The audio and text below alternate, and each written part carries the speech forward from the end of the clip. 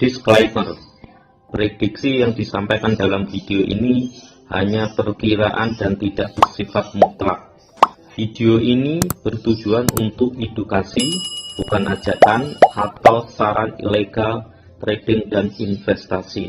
Semua aktivitas trading harus dilakukan secara mandiri dan tanpa paksaan.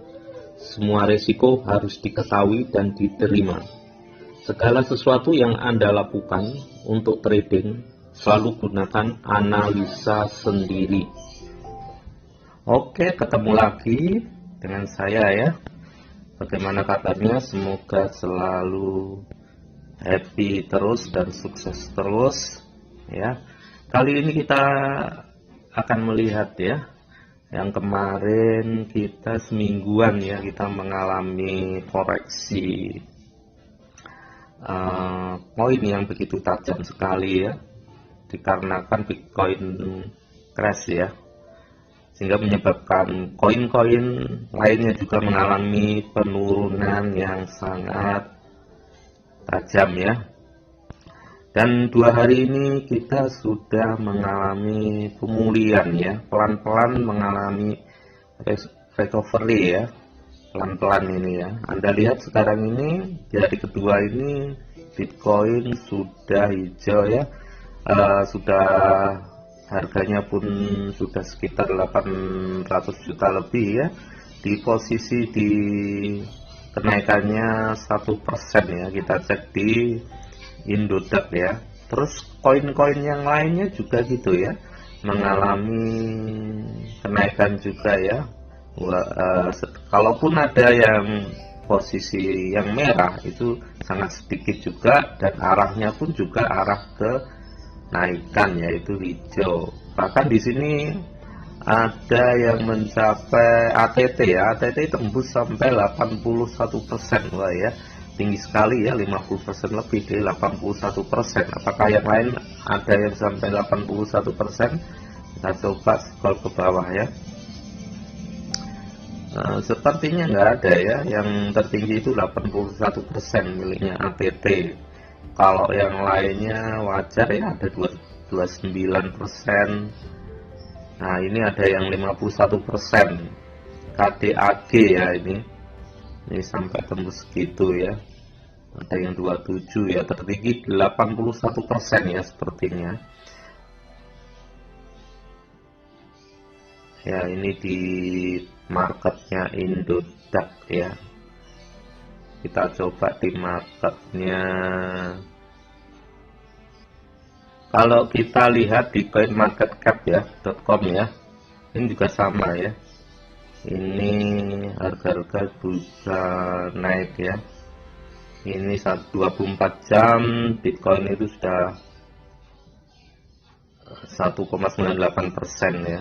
Kalau 7 hari itu masih 1,7% juga ya. Jadi kemarin yang turun sudah mulai banyak yang mengalami pemulihannya ini ya. Anda lihat ya, ini sudah banyak yang hijau ya, hijaunya sudah rata-rata hijau ya, ini koin-koin ini ya. Ini kalau kita lihat di CoinMarketCap ya, nah ini sudah mulai hijau semuanya. Apa sebab ya? Kita lihatnya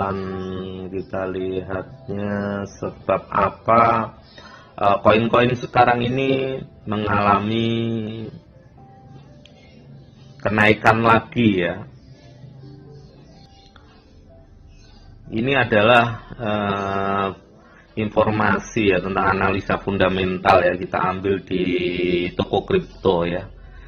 3 informasi fundamental dunia kripto yang membuat kripto mengalami pembalikan pasar ya. Di sini kita bacakan dan kita analisa ya. Pekan ini adalah tonggak resistensi dari pasar mata uang kripto secara global. Setelah pekan kemarin, pasar kripto berdarah-darah akibat dipengaruhi oleh sejumlah sentimen dan situasi teknikal yang mengubah arah psikologis para trader maupun investor. Berdasarkan data CoinMarket di pekan terakhir bulan April 2021 ini, secara grafik volume pasar mata kripto global sedang berada dalam tren bullish. Dalam 24 jam terakhir 26-27, volume pasar naik sekitar 8,55%. Hingga saat ini total volume pasar mata uang kripto berada di angka 2,1 triliun dolar ya. Sejumlah koin bervolume besar pun tampak terkonsolidasi. 3 koin bervolume besar saat ini adalah Bitcoin, BTC, Ether, ETH, dan Binance Coin atau BNB. Rata-rata mengalami peningkatan 6-8% dalam 24 jam terakhir. Di tengah konsolidasi pasar, terdapat sejumlah sentimen atau berita baik yang sepertinya akan berdampak positif bagi pergerakan dan kepercayaan pasar. Nah, ini ada berita bagus fundamental ya. Berikut 3 informasi yang menurut portal crypto.com bakal mempengaruhi pergerakan pasar ke tren bullish selanjutnya, di mana nanti akan seorang BTC nanti akan mengalami kenaikan lagi ya, bullish ya. Di mana pertama yaitu pemerintah Turki mempertimbangkan membuat regulasi khusus kripto. Di mana salah satu yang kemarin membuat kripto itu mengalami down, salah satunya juga dari Turki ya. Peraturannya juga, terus kasus penipuan kemarin juga ya. Sebelumnya Bank Sentral Turki mengumumkan akan membuat regulasi yang melarang mata uang kripto sebagai alat pembayaran di negaranya. Namun beberapa hari setelahnya kebijakan tersebut seolah ditarik kembali. Bank Sentral Turki malah akan menyiapkan regulasi untuk mendukung ekosistem cryptocurrency. Hal ini pun bertepatan dengan insiden salah satu exchange kripto di Turki yang diduga membawa kabur uang para nasabahnya. Ya, tadi kemarin ya, salah satu faktor yang menyebabkan kripto turun ya, salah satu kemarin di Turki itu ya. Ya, nah, apa itu exchange salah satu di sana itu nggak bisa ditarik, sehingga membuat bahkan ada berita ada diskon menjual kripto tertentu ya, yang menyebabkan BTC mengalami penurunan. Di samping pemerintah Turki itu sendiri juga ada exchange yang nakal gitu ya. Berita tentang larangan tersebut memicu aksi jual Bitcoin yang berdampak pada penurunan harganya, karena sebagian orang khawatir negara lain dapat mengikuti jejak Turki ya. Yang kedua yaitu Komisi Sekuritas dan Exchange CSC ya, Amerika ini ya, punya ketua baru yang paham cryptocurrency. Senat DPR Amerika Serikat telah memutuskan menunjuk Gary Gensler ya sebagai Komite Securities dan Exchange Commission CSC Amerika. Penunjukan Gary sebagai pemimpin komisi saat ini sangat berpengaruh bagi pasar uang kripto di Amerika Serikat ya. Ini nilainya merupakan kabar baik bagi pasar. Gensler merupakan mantan ketua Komisi Perdagangan Komoditas Berjangka atau CFTC Amerika. Ini dinilai sebagai pejabat yang sudah cukup akrab dengan dunia cryptocurrency. Ia dinilai sangat paham dengan ekosistem blockchain dan cryptocurrency secara holistik. Ya, pengaruh juga ya, kalau kita punya pemimpin yang paham betul dengan bidangnya, itu biasanya dampaknya juga positif. Kalau orang itu benar-benar punya pemahaman juga positif ya. Jadi paham betul apa itu cryptocurrency, yang menyebabkan ini juga akan membalikkan arah daripada Bitcoin dan altcoin untuk bisa kembali naik kembali ya. Dari sejumlah pernyataan pun, Gensler kerap menitik beratkan inovasi dalam setiap pendekatan kebijakan, termasuk cryptocurrency yang menurutnya adalah sebuah inovasi dalam dunia keuangan. Ini berita ketiganya ya. JP Morgan Chase menyiapkan layanan investasi cryptocurrency. Perusahaan layanan perbankan dan investasi terkemuka JP Morgan Chase tengah bersiap menyediakan layanan investasi menggunakan mata uang kripto. Kabar ini bisa saja sangat mempengaruhi kekuatan pasar mata uang kripto.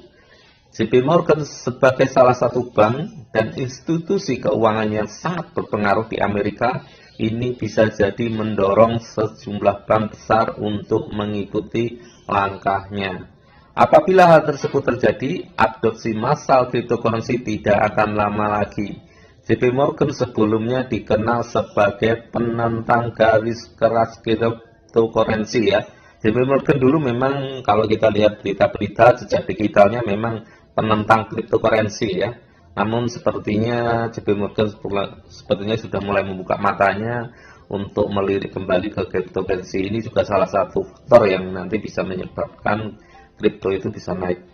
Namun di tahun 2020 sedikit demi sedikit JP Morgan mulai menerima inovasi baru dalam dunia keuangan.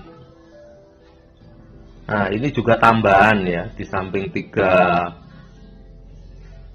fundamental yang tadi itu ada 3 berita yang bisa juga mempengaruhi ya, karena kemarin di awal tahun 2021 Elon Musk juga men-tweet Dogecoin yang membuat Dogecoin naik tinggi sekali ya. Dogecoin naik tinggi sekali di Januari dan April ini juga tweet lagi sehingga bisa tembus Dogecoin sampai 6.000 ya. Bahkan ada yang menyangsingkan bahwa seorang Elon Musk itu punya BTC, itu banyak sekali yang sanksi akan hal tersebut ya. Tapi kali ini secara terbuka seorang Elon Musk memberitahu kalau dia punya Bitcoin dengan cara menjual beberapa koinnya ya. Kita lihat beritanya ya, kita ambil di berita ini bersumber dari bitcoin.com ya. Elon Musk mengonfirmasi dia memiliki Bitcoin, belum menjual apapun. Tesla bermaksud menahan BTC jangka panjang, menjual beberapa untuk membuktikan likuiditas. Nah, ini kan judulnya aja sudah menyatakan bahwa tujuan daripada Elon Musk ini memberitahu secara umum adalah untuk memberikan bahwa orang-orang yang sanksi bahwa dia memiliki koin itu bisa terjawab dengan cara membuktikannya dengan cara menjual beberapa BTC ya. CEO Tesla Elon Musk telah mengonfirmasi bahwa dia memiliki Bitcoin dan belum menjual kepemilikannya. Perusahaannya Tesla bagaimanapun telah menjual beberapa Bitcoinnya yang menurut Musk itu pada dasarnya untuk membuktikan likuiditas Bitcoin.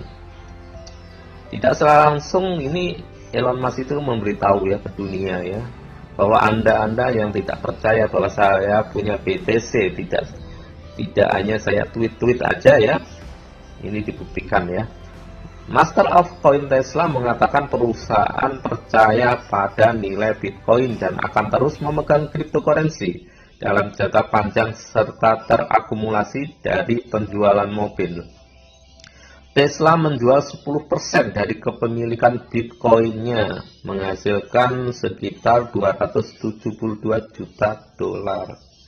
Perusahaan mobil Elon Musk mobil listrik Tesla mengumumkan hasil pendapatan kuartal pertamanya pada hari Senin. Sebelum panggilan pendapatan, Bitcoiner berharap mendengar beberapa banyak Bitcoin yang telah dibeli Tesla sejak investasi aslinya sebesar 1, miliar awal tahun ini ya.